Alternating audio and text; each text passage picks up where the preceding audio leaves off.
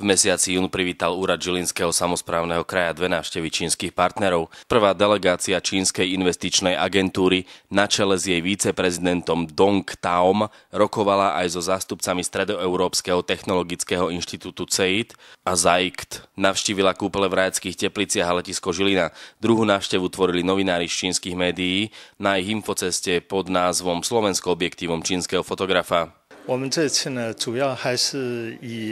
O tejto našej ceste podáme v Číne veľmi podrobné informácie, v ktorých Slovensko teda predstavíme a budeme prezentovať.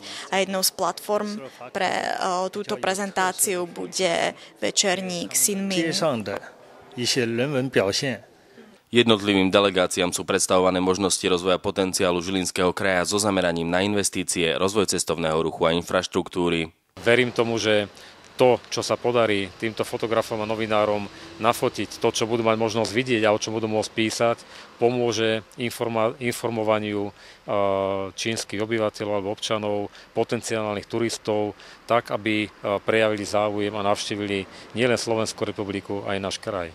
V najbližšom období je plánované prijatie zástupcov 9 významných čínskych cestovných agentúr. Snahou týchto pracovných stretnutí je najmä podpora prílivu zahraničných investícií a vytváranie nových pracovných miest.